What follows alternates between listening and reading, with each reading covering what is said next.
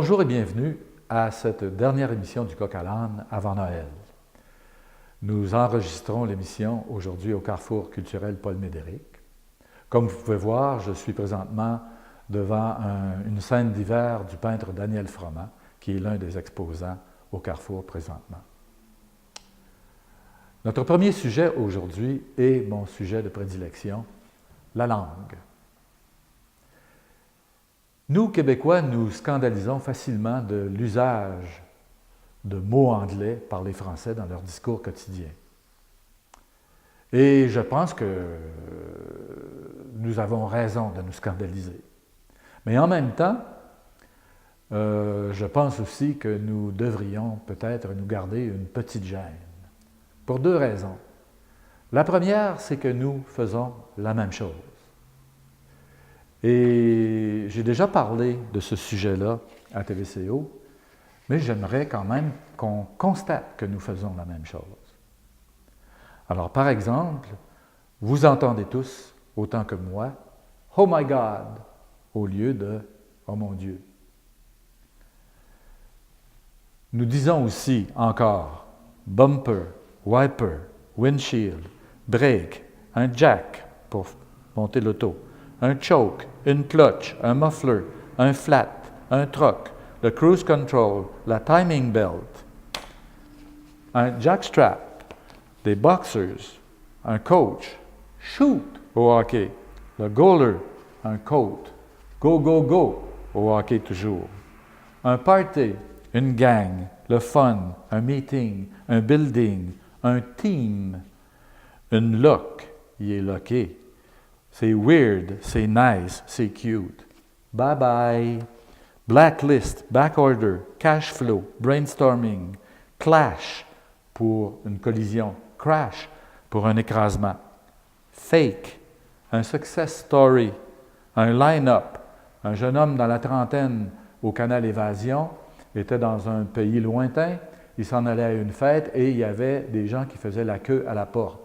Il est arrivé là et il a dit « Ah, il y a un line-up, on va overpasser le line-up. » Des jokes, un delay, un deal, un bon deal. C'est chill, check si c'est cool. Flasher, se parquer, un show, une toune, un stage. Dimmer, dimmer, lorsqu'on baisse par exemple l'éclairage. Fade out, lorsqu'on baisse jusqu'à la noirceur. Un setup, le casting, l'audience au lieu de l'auditoire. Switcher, la switch, c'est dark, c'est winner, c'est loser. C'est fancy, c'est weird, c'est tough, c'est rough, c'est fucké. Booker, overbooker, faire du skate, un string, un steak, un bum, un chum, une bargain, barguiner. J'ai pas catché, check. Checker, frencher, pitcher, avoir le kick sur quelqu'un, sortir steady avec quelqu'un, c'est dull, c'est cheap, un crackpot, un hangover, c'est vintage, pas vintage, parce que c'est une mauvaise prononciation en anglais, vintage, c'est vintage, ce qui veut dire d'antan. Des films vintage, ce sont des films d'autrefois. Un manager, pas un manager, c'est un gérant. Un package, management. Je viens de vous lire une page de mots anglais que nous utilisons. Ah, j'en ai 5 pages comme ça. Couler, du cornstarch, cruiser, dropper, flashlight et ainsi de suite. Alors, je vous fais grâce du reste. Il y a une autre raison pour laquelle on devrait se garder une petite gêne lorsqu'on se scandalise devant les mots anglais qu'utilisent les Français. Et la deuxième raison, c'est que si les Français parlent français avec des mots anglais, nous faisons pire. Nous parlons anglais avec des mots français. Nous parlons souvent anglais sans même le savoir. Je vous donne des exemples. On dit d'une personne qu'elle est très versatile, comme si c'était un compliment. Or, une personne versatile est une personne qui change constamment d'humeur. on ne sait plus comment l'aborder. Un produit vient avec. Okay, cette auto-là vient avec les pneus d'hiver. Une auto, ça ne vient pas d'aucune espèce de façon. Une auto, c'est offert avec les pneus d'hiver, les tapis et ainsi de suite. Supporter nos troupes, appuyer nos militaires. Support our troops, c'est de l'anglais. Se faire carter, pour les jeunes qui essaient de rentrer dans un bar, par exemple. Ça vient du verbe to card. On se fait demander de s'identifier. Sauver de l'argent. On ne sauve pas de l'argent, on économise de l'argent. Mais en anglais, on dit save money. Sauver de l'argent. Une frite ou une boisson régulière. Évidemment, c'est une frite ordinaire. Généralement, on parle de format dans ce temps-là. Ça regarde mal. C'est de l'anglais. It looks bad. Ça s'annonce mal en français. Réaliser, c'est se rendre compte que. To realize. Réaliser, dans le sens anglais du mot, on se rend compte de quelque chose en français. Questionner une mesure adoptée par un conseil municipal ou un parlement. On veut dire contester, remettre en question, s'interroger sur la mesure adoptée, et non pas la questionner. On peut questionner un professeur, on peut questionner un élève. Pathétique. Ah, c'est pathétique. Pathetic. Pathetic, ça veut dire pitoyable. Ah, beaucoup de francophones, de Québécois, de Canadiens français utilisent « Ah, mon Dieu, que c'est pathétique. Ce monsieur-là, sa façon de se conduire, son comportement est pathétique. » C'est pas pathétique, il est pitoyable. Pathétique, c'est ce qui fait appel à l'émotion, la symphonie pathétique. Partir un projet, partir une discussion, une rumeur, c'est lancer, initier. To start a discussion. On ne part pas une discussion en français, on lance une discussion, on amorce une discussion. Le mot « opportunité » est maintenant utilisé à toutes les sauces. Une opportunité d'affaires, une fenêtre d'opportunité. C'est de l'anglais. On veut dire une occasion. En français, le mot « opportunité » nous parle de ce qui est opportun ou de ce qui ne l'est pas. La graduation. Alors, c'est la collation des grades. Le bal de graduation, c'est le bal de finissant en français. Si vous avez une montre digitale, vous avez plutôt une montre à affichage numérique et non pas digital. Le mot « digit » en anglais veut dire « chiffre ». Définitivement. Définitivement, ça veut dire à tout jamais. Ça veut dire pour toujours. Et non pas assurément ou certainement. Viens-tu à la fête ce soir? Ah, définitivement. Non, pas définitivement, seulement ce soir. Ça, c'est definitely en anglais. Céduler une réunion. On ne cédule pas une réunion. On l'inscrit au programme. On l'inscrit à l'horaire.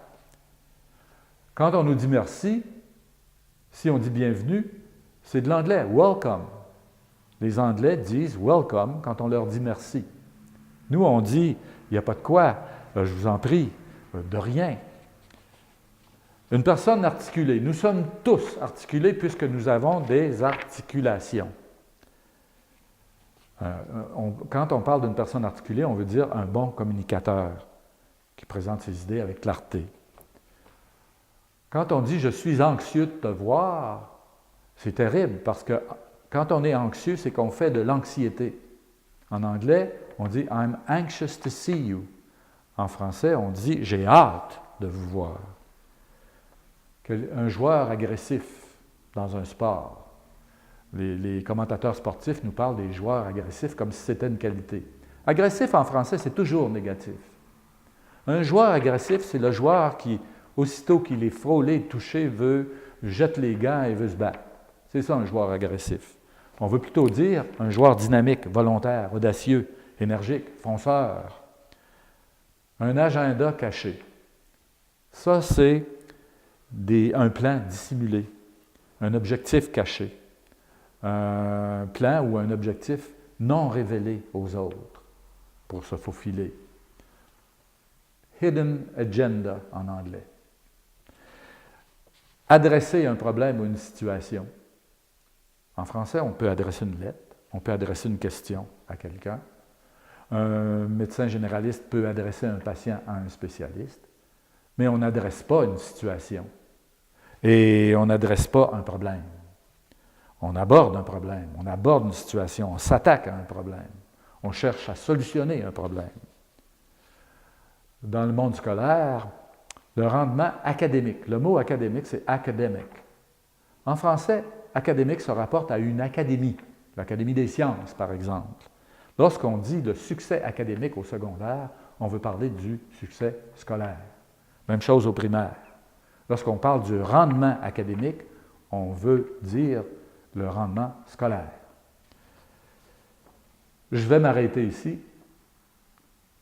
dans la proposition que je fais à ce sujet-là.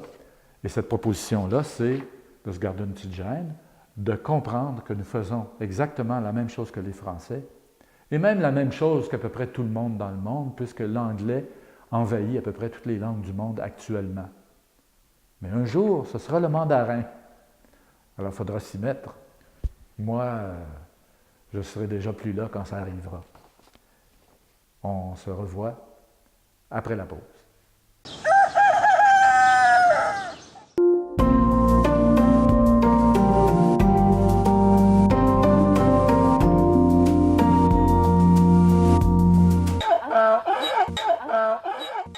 Lors des dernières émissions, nous avons parlé de déficit d'attention avec ou sans hyperactivité, nous avons parlé de dyslexie, de dysorthographie.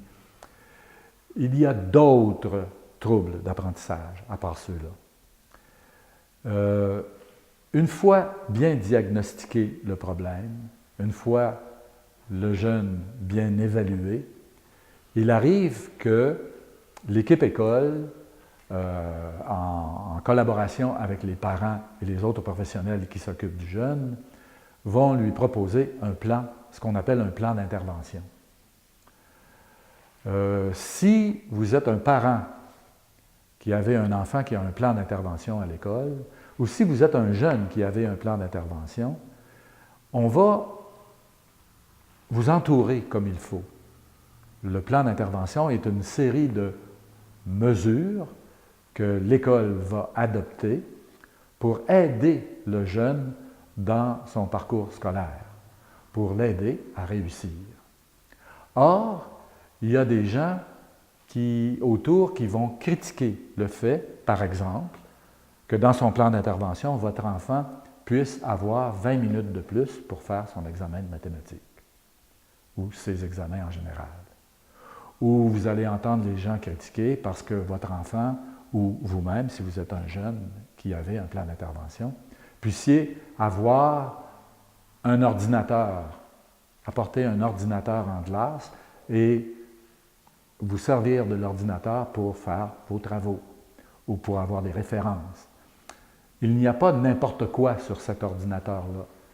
Il y a des logiciels spécifiques pour aider les élèves pour des troubles d'apprentissage spécifiques.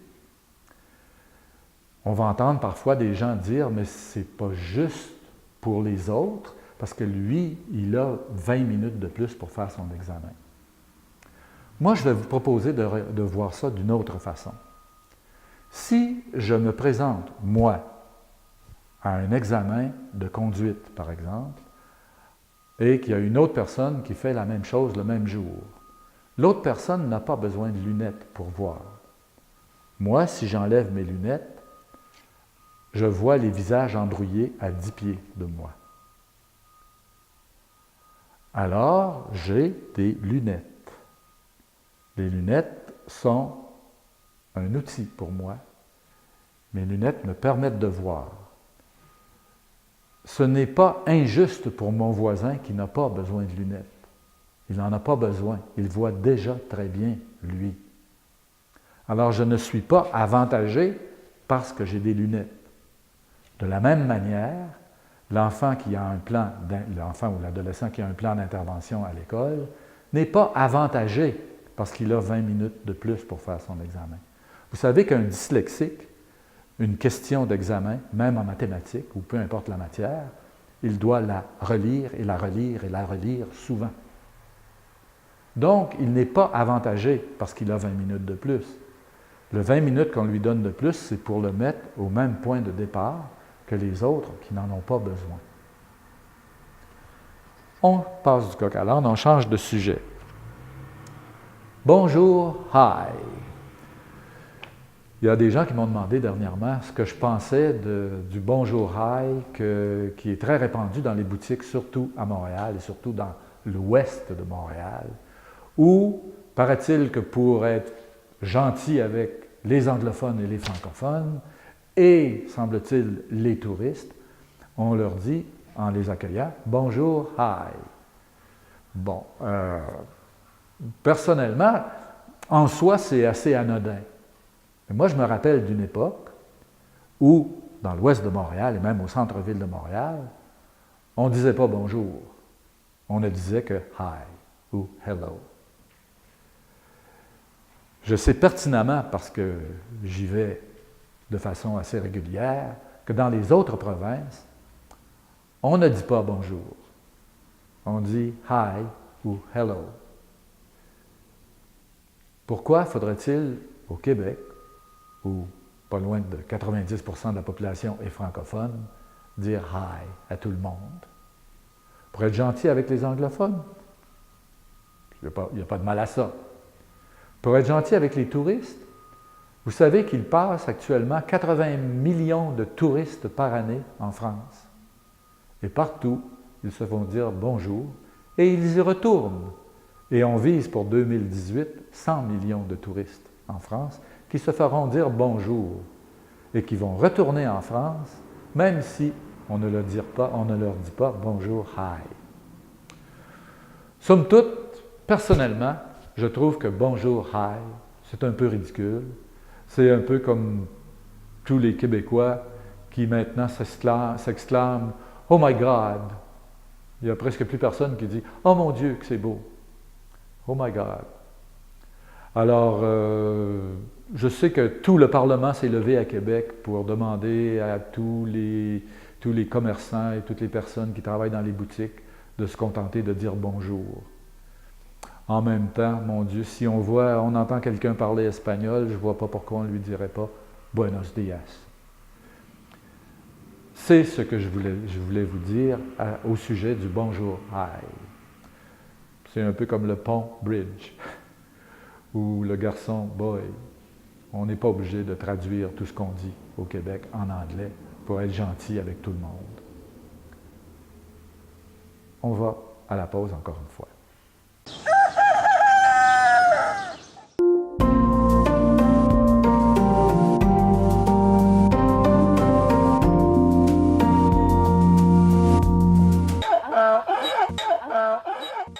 Le 24 novembre 1955, à 2 heures du matin, le logement où nous habitions a brûlé.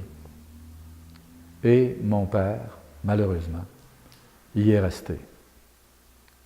Ma mère s'est retrouvée à la rue avec 3 enfants, sa propre mère et une sœur de sa mère sur les bras, comme on dit. Lorsque la maison a brûlé dans la nuit, nous nous sommes réveillés, bien sûr, et il y avait dans la maison une fumée transparente. Mon frère a réussi à ouvrir une porte. On était au mois de novembre, il y avait de la neige dehors. Et lorsqu'il a ouvert la porte, la fumée transparente s'est transformée en fumée noire et opaque, comme quand on fait brûler des pneus. Et la porte s'est refermée alors que nous n'étions pas encore sortis. Évidemment, nous nous sommes mis en apnée. On a retenu notre souffle. Et quand mon frère a ouvert à nouveau la porte, on est sorti dans la rue. Ça donnait sur le trottoir en ville. Le goût et l'odeur de la fumée nous est resté imprégné dans les narines et dans la bouche pendant des mois. Un mois après le feu, c'était le 24 décembre 1955. Avec la perte de son mari, du soutien de la famille, du logement, de tout ce qu'il y avait dedans, nous étions évidemment pauvres comme la gale. La charité, le 24 décembre, est arrivée chez nous dans des boîtes de carton. La charité se cueillait bruyamment à cette époque-là et se distribuait aussi bruyamment.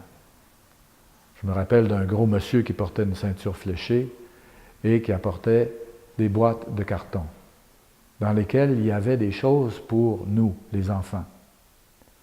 Une paire de jambières usagées pour moi, pour jouer au hockey. Une paire de gants de laine pour mon frère. Et une poupée usagée pour ma sœur. Dans la même boîte, et dans une autre boîte, il y avait des boîtes de conserve et il y avait une dinde. Je me souviens que ma grande-tante et ma grand-mère, qui vivaient avec nous, ne tarissaient pas de remerciements à ce bon monsieur qui nous apportait la charité.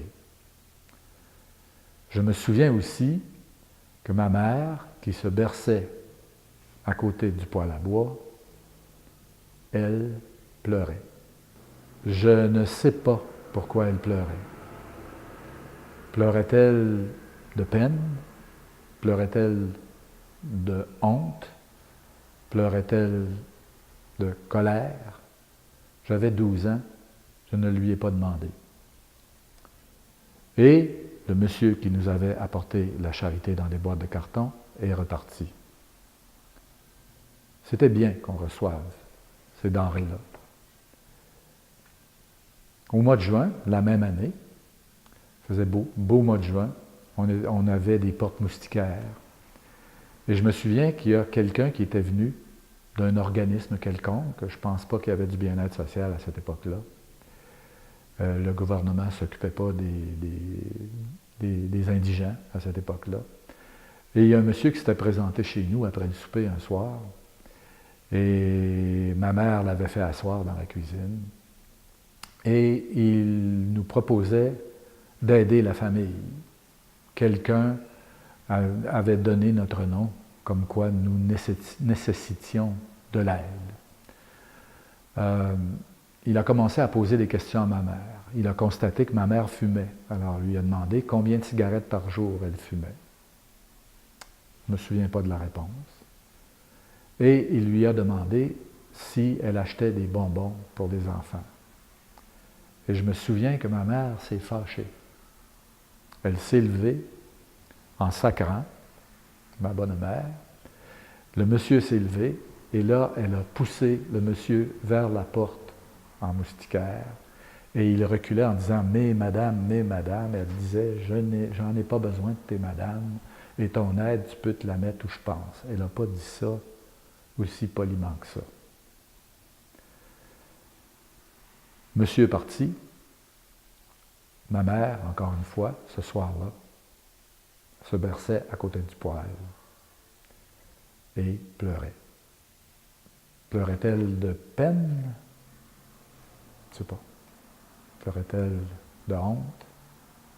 Pleurait-elle de découragement? Pleurait-elle de colère? Je ne sais pas. J'avais 12 ans.